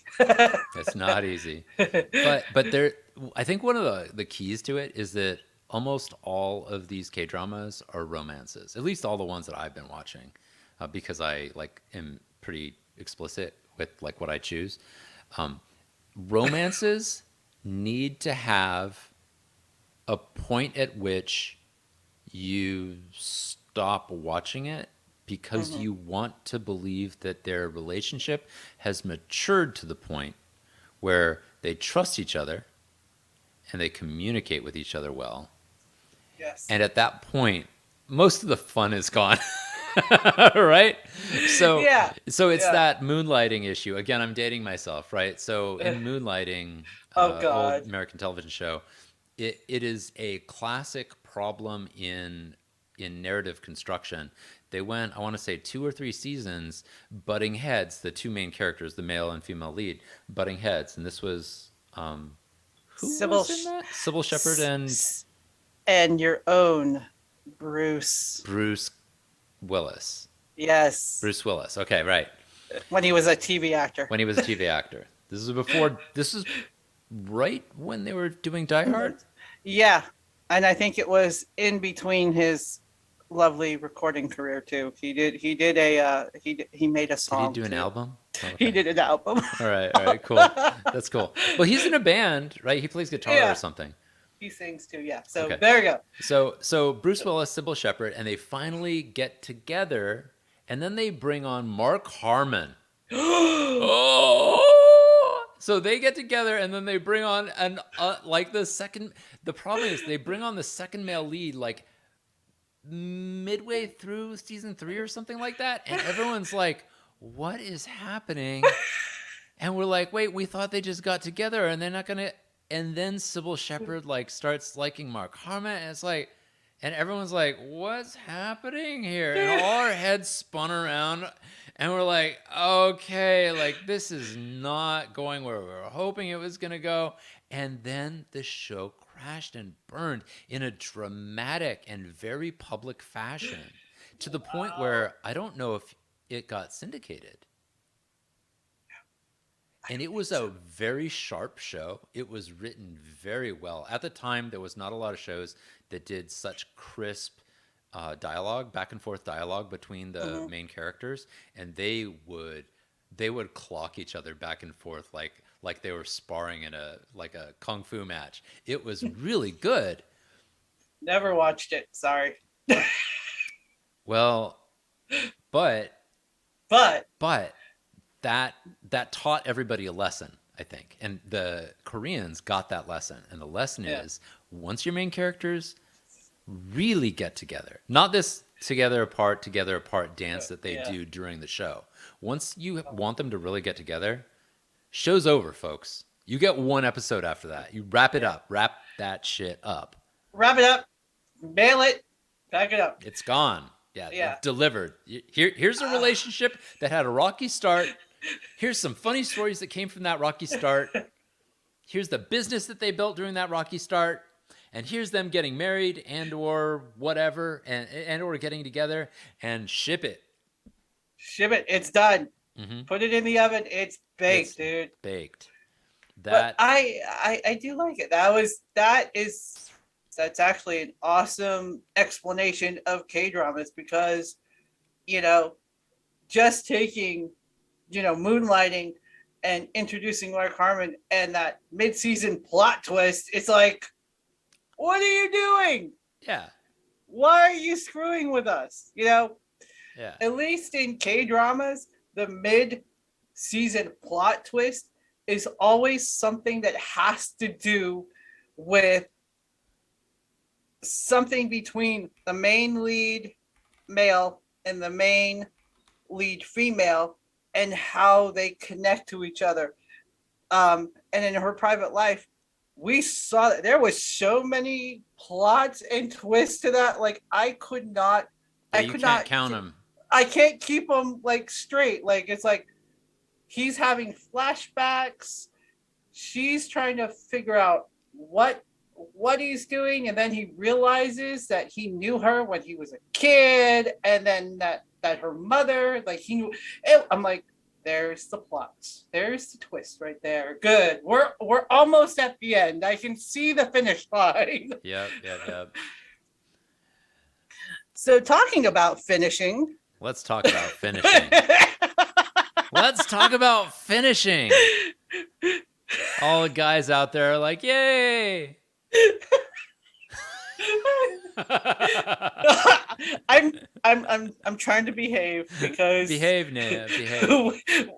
we have kids who watch the show. We do, we do. Um, They don't have to so know what I'm talking no, about. mommy, what does she mean? What does she mean? So the first topic of finishing is deciding where that point is. So we talked about it as far as K dramas and, Yeah. and entertainment for television and movies. Where is that point when you're in a race or a team's race? Who do you decide that when you're in your OC1 where that finishes, or do you just say, "Oh, I'm near the finish line. Like I'm 50 meters to the finish line. I gotta beef it up right now." Where is that? Like, where is that defining point? So it's something I'm still struggling to discover, actually, to be optimal, right? So I guess the Uh-huh. question is like, how can you be optimal in a race? How can you get the best out of your performance? And so I know for myself, I can kind of raise and lower my intensity level during a race to help me, I think, do better. Because if I keep myself at a high level, I'm just going to burn out. but I don't always have to be at this sort of mid level. I I don't know that much about sprinting and like Usain Bolt, but heard that I heard an analysis of how he works Mhm. out, and that his objective is basically to try to go fast, fast, fast, and not to kind of have a beginning and a middle and an end to his like sprint stories. But again, that's Mhm. sprinting, right? So like he's not doing a marathon, he's not doing a 6 mile or 4 mile paddling race. It's not exactly the same. And I feel like for us, we, for me personally, I need to have a, I need to have more experiences Mhm. racing before I can really decide where I start that ending. Because right now, I feel like I'm getting to the end of the race and I'm not tired enough. If you take Mm. my meaning, like Yeah. I don't want to be burned out to the point where I'm like falling off my boat, like right when I cross the finish line or barfing or something like that. I don't think that's necessary or healthy. But I feel like at the end of a race, I probably should have had my, I probably should have started my finish maybe 500 meters to 1,000 meters before the end. Maybe 500 meters? I don't know. But Mm. I know that when I do sprints on dragon boats, when we do 500s in dragon boats, like I've only got maybe 20 paddles for my finisher Mm. when I'm sprinting 500 meters. Mhm. So I don't know. I I wish I had a better answer. Like it's Well, still a mystery for me. What about well, you? well. So in the dragon boat, it's we do have a caller, right? Hmm. And they call a finish. So they'll call a finish somewhere. Sometimes it's at 375. Sometimes it's at 225, 425. Sometimes it's even at 400. Um, I I really don't know what's going on in their heads because they're communicating with the steers person and they're seeing the whole boat as a whole entity, not as individuals, right? Yeah. For me, when I'm in my OC1, I can usually gauge myself and feel myself when I get tired. So when I get tired, that's when I'm like, okay, I need to buff it up. I need to dig down deep. And usually that's probably around the last mile and a half of a race. If so, let's say we're doing a 4 mile race that we just did, you know, I start feeling it at that point. I'm like, okay, I know I'm getting close because I'll look at the map and I'm like, okay, here's mile one, here's mile two. Okay, so right around this area, I can tell you at when we that stretch of the Bahia, when we were stretching around the Bahia Hmm. and coming around that bend, that's when I started to feel it, like right where Hano Hano, I could see the Hano Hano site. I felt it right there, and I'm like, okay, I gotta start my finish right here. You know, I could have started it underneath the bridge, but my body at that point was like, I just gotta. I'm tired. I just gotta pass. I gotta pass this guy on my left. I gotta pass this guy on my right. I just gotta get out of here and just dig deep down inside. And so it's different at every race. So, like I said, it's usually every race. It's usually at the mile and a half marker of near the finish line for me. I just I don't know what it is. My body just goes into that. Okay, we're near it. I can feel the finish line. We're near it. But yeah. So that is for me. So I'm gonna ask you a question, and I probably know the answer to.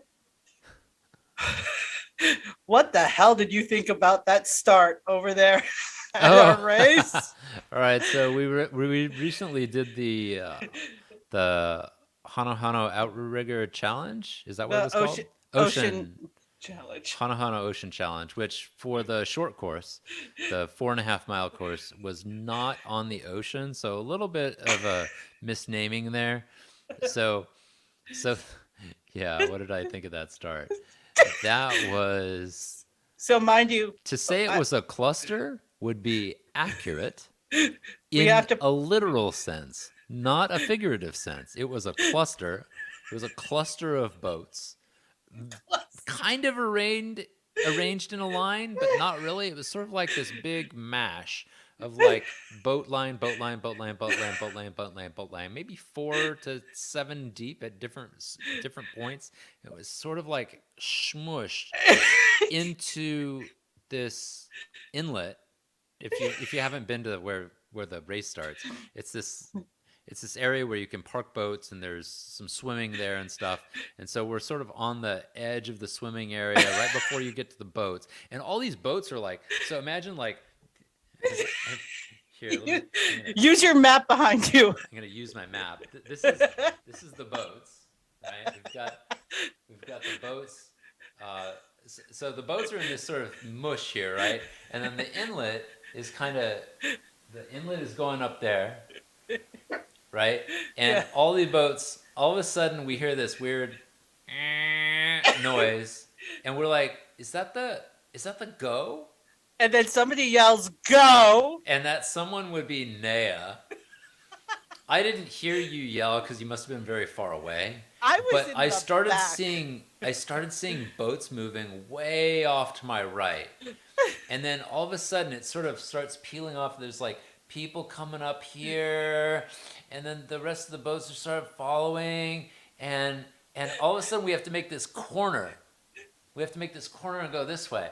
And it's like, okay, where who decided that we're all going to go around this one little corner in this one little area, and we're all going to start in this giant pack? Like, did they not realize there were going to be a lot of people there? 383 paddlers in the short course, to be exact, in that little space. Hi, everyone who was there that day, by the way. And thank you to the race organizers for putting it together. I did have a lot of fun that day. But that start, man, oh, that was so rough. That was rough. You had people hooling right in front of you. It was Yeah, there were. I saw a number of people hoolie like right off the bat. I was like, let's just go around those people. We got to the corner and someone hoolied. And I was like, I'm just gonna go around. Fortunately, I'm not one of those people who's like, I'm gonna win this race. not that day. You weren't. Not that day. Not that day. We weren't. Not that day. And I couldn't do my normal. I will just go on the outside. No, there was no outside. No outside. There was no outside. And if you were close, so there was a dramatic difference between like being on the far right side. So for you on the screen, the far right side would be my left hand on. The far right side was dramatically farther away from the turning point. All right, I'm making this all. Yeah, the turning point would be over here, right? So these people over here had a much shorter distance to go than these people over here. And I think you were over here. Were you? I was on this side. I was actually probably 3 behind you because I was you were with. Back. You were back here. I was near the shore. I was like, I could see you, and I was telling people, I was telling our kids, hold your line, and people were like coming near them, and I'm like, okay. I'm like, oh, then up. I did hear you. I did hear you. I'm like, thank you for yelling, because I couldn't see what was happening on the right side because they were so far away. Yeah, so I was lined up where they wanted me to be lined up, which was behind the buoy. Behind the buoy. And the rest of us got forced in front of the buoy because the wind was pushing us out. Yes. So I was behind the buoy, and they said, when the start, you're going to see a flag go down, a red pirate flag or something go down, and you're going to hear a horn. So I am sitting there with 2 of the gliders. They're like, we should be up there, coach. I'm like, no, stay right here. We're going to stay right here at the buoy. And they put down the flag and nobody moved. And then they blew the horn and nobody moved and everybody's just looking at me. We And didn't see the. I didn't see a flag, and the they, horn was so quiet. and so it was funny because so the people in the back are like, we want to go. And the people in the front are just like, what's that? I'm like, that was the horn. Go, go. And then everybody started. I'm like, that's how I got 5 minutes on my time because people didn't move. Because people didn't move. Yeah, no, I being in the middle of the group was very disconcerting for me Oh because my God. I don't want to feel like I'm going to crash into other folks. I I was, did get hit by a boat, very low speed, early on, as we were getting mm, close to the turn, and I got bumped by somebody when we were lining up. That wasn't a big deal, but somebody actually did hit me as we were going around the corner. I got hit twice by a sup and I had I had right away. I was in, Oh, you were on the inside. I was on the inside and he was trying to bump me out, dude.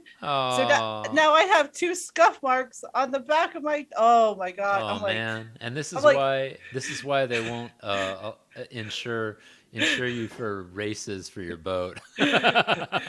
I'm like, dude, like so I don't know. Like I understand the reasoning why they have the sups go last, but maybe just think about having the subs go Yeah, first. I feel like they could have broken us up into because they had sups, they had OCs, and they had surf skis. They could have broken those up into three groups and just said all sups first, all surf skis second, all OCs third, or whatever order. It doesn't even matter, they right? they also had prones, they had OC6s, they had OC3s. So it, and they had a K, I think they had a K4, Oh, which is the high knee canoe, the high the knee girls, canoe. Yeah, the yeah, the the four girls who, I saw some people on K4s or let me, K3s. K3s, K2s. I saw some canoes, but like regular canoes.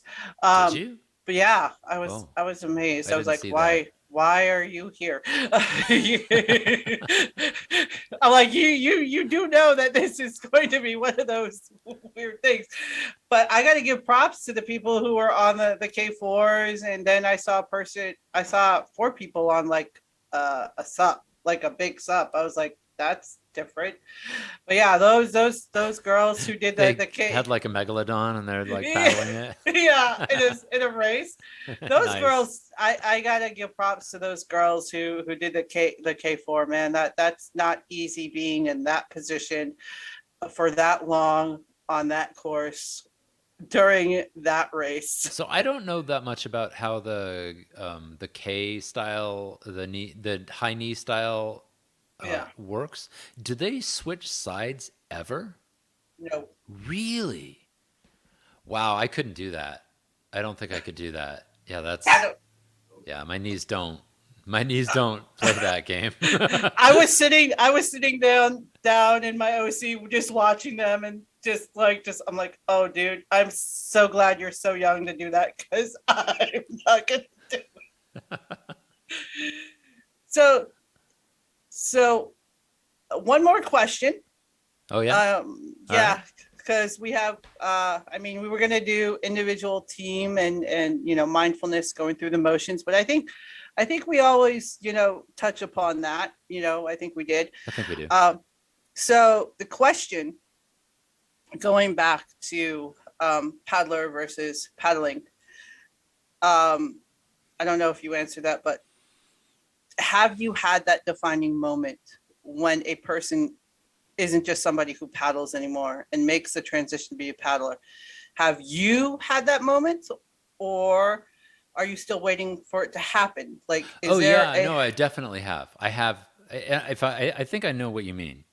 Mhm. Yes, I am. I have become a paddler. I have accepted my paddler fate. So I think there's a point at which, I think there's a point at which I had to come to grips with it for every sport that I was in. Hmm. So I dislike organized sports in a general sense for Okay. myself. Like I'm not a big joiner of things. I don't like to be part of teams in a general sense. Like you have to kind of like there has to be something there to get me into it because I had so many bad experiences with team sports when I was young. And so for me, when I came to when I came to Dragon Boat that first day, because that was my first experience paddling really anything that I can remember. I mean, I used to, as a kid, I saw people paddling around in canoes, and I was like, oh, that's neat. And I think I remember even seeing at some point like Dragon Boat and going, oh, that's pretty cool. That'd be something fun to do someday. Oh, Oh, and fun. I even got to be on a dragon boat for a corporate fun style race that was hosted somewhere in the early 2000s. I want to say around 2004, 2005. It may have even been hosted by San Diego Dragon Boat Mm. way back in the day. And I think they just had a bunch of dragon boats out there and a bunch of corporate teams came out, but none of us had practiced before. It was just Oh. like they gave us a bunch of wood paddles and they're like, here, go for it. And there was an actual dragon boat team out there. I had no idea what they were capable of. I assumed that we were going to get smoked, which we did, but I didn't like appreciate it because we just did one round and we lost, and I was like, oh, okay, that was a fun day at Bahia. Like, thanks.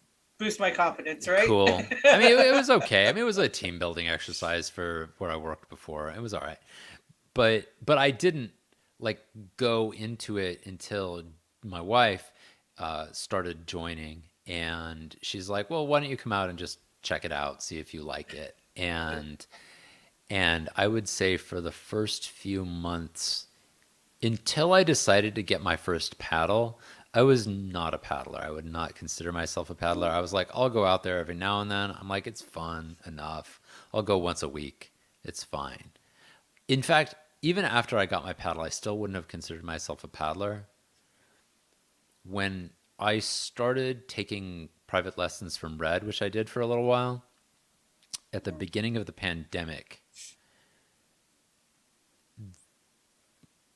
so let me wax a little bit nostalgic here, or maybe I'll get a little emotional. At the beginning of Start. the pandemic, I Yeah. had recently left my job. I had left my job in September, or at the end of September. So I had had October, November, December off. January came. I started paddling with Red. Pandemic hit in February, and Red very graciously, like once it was clear that we could kind of do outdoor activities, um, uh, said we can do one-on-one coaching. So I got on a OC2, or we got two OC1s going, and we would do some paddling training, and that like saved my sanity during the beginning of the pandemic, because to transition to basically like working from home, trying to do your own thing, get up your own stuff. I was writing at the time, and I was just trying to kind of find a path for myself after leaving the job I had been in for 20, 21 years, depending on how you count it. Mhm. That could have been very debilitating for me and demoralizing for me. And so I Mhm. would say two things got me through that 2020 to now. I would say one is paddling and Mhm. the other is K dramas. Nice. Because I can get out there I could get out there when I was paddling with Red, and I could just appreciate the glassy calm of the water. I could appreciate the flow of, kind of being at one with the water and the boat, and learning how to sort of cycle through my paddle strokes, and learning how to respond to the water. And it was it was something where there's a sort of what's the term? Geez, there's a nice word for it that I'm forgetting right now. But but it was something that gave me a certain amount of hope, you know. Mm, So yeah, definitely a paddler at this point. I also nice. feel like if you're helping people, if you're coaching people, you're that thing. Yeah, If it has a definitely. name, you're that thing.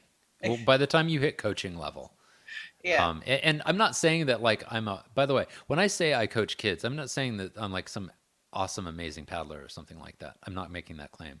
I'm out there Don't trying. sell yourself short, dude. Don't sell yourself short.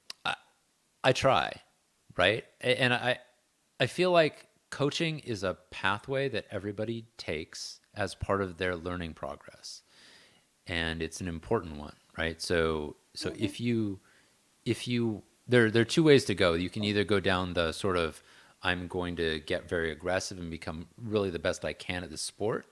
And then Hmm. there's the other pathway you can take where you can be like, I'm going to try to help other people become as good as they can at that sport, and I'm going to learn how to teach it. And so I'm trying to go down that road with paddling. Mm, nice. That's a good path for you. I think it's a really good path for you. Even though I think you sell yourself short, you are a one of the great paddlers that I know because you always Oh, kick thank my you. you always kick my ass when we do sprints. But you know, at this point, I'm like, I don't care about sprints, you know. But I mean, yeah, there's definitely a fine line, um, and just like you, I I have a red story too, and he he's actually the person that told me or in one of his posts that he did when we were working out together one on one like we were. um there was a point where he was trying to show me how to move my body, use my weight and get a particular stroke down. And he was filming me like he films you. Yeah, Yeah, yeah. so he can show you what's going on. And I saw the film and he's like, yeah, I'll send it to you. And of course I was like, yeah, you know, I don't think I ever got the film. But we were over near Fiesta Island, but it was I think it was like, I want to say it was Bonita Cove, but I'm not sure. It was right after. So there was a stretch if you go to Fiesta Island, and you go down the waterway and you see where the yellow markers are, where we go towards with the dragon boats. Yeah, It yeah, was it was over in that area, yeah. and I was in my OC1, the one that I purchased from him, who now Carter has, um, and I did something that felt good. It felt nice. It was awesome. And he captured it on film and he put it up on his Facebook page and said, there are some people who paddle, and then there are paddlers. And this is one of my paddlers. And it was at that defining moment that I knew that that just that, just him posting that kind of solidified my paddling status right there, because I felt up until then I would be like, yeah, people like, oh, you're a paddler. No, I paddle. Well, no, you're a paddler. No, I paddle. I'm not a paddler yet. I'm learning the sport of paddling. And up till then, like, I was in the dragon boat and working out and stuff like that. But until I had that recognition from somebody that is very dear and near and important to, I would say, both of us, right? um it wasn't until that defining moment, that when he put that title on me, that I felt that way. Uh, Does that make sense? yeah, yeah, absolutely. I get it. Yeah. I get it. Our red stories, we're gonna have to have somebody on here and be like, we're gonna talk red stories. Just that man has changed a lot of lives, I He's will changed a tell you, lot of lives. for the Very, better, very much for the agreed. for the better. So Hey, and I think that's a wonderful place to wrap this story yeah, up. Yeah. All right, Okay. let's give some announcements. So we Yes. talked a little bit about races, but we didn't talk about upcoming races. We're going to be at the if all goes well, and They don't cancel. things are a little weird right now. It's So 2022. Remember, 2022. 2022. So the Lanakila Classic supposedly is going to be on somewhere in Redondo Beach February 26th. So last I saw out on Paddle Guru, they did not yet have their permits. I don't know how they're doing with that. They do say on the site that they're going to have a race somewhere. Somewhere up in Redondo. I don't know if you need to have a permit for a race out on the open ocean. I don't know. I think the permit is really for like the land part of it. I think it's if more than 100 people are there that requires a permit. At least I don't know. Maybe in San Diego. I don't know. I You don't deal know with. how Redondo works. Yeah, so but I believe it's going to happen, and I encourage anyone who paddles to go on out. Hopefully, we'll all be there. Again, this is February 26th. If you want to learn more about this event, go to paddleguru.com and check out. And this is not a paid ad, by the way. We're just going. We want more people to go because they're Yeah, fun. yeah. I would go to paddleguru.com and sign up and check it out. By the way, Lanakila has their own website, but I don't think they have a link up to the paddleguru.com thing right now. I would just go to Paddle Guru, look at upcoming California races. You'll see it there under February 26th, and just make sure you're not going to past events. You want to go to the 22 one. Yeah, 2022. 2022. Two. Two. Two. Okay, so that was today's show.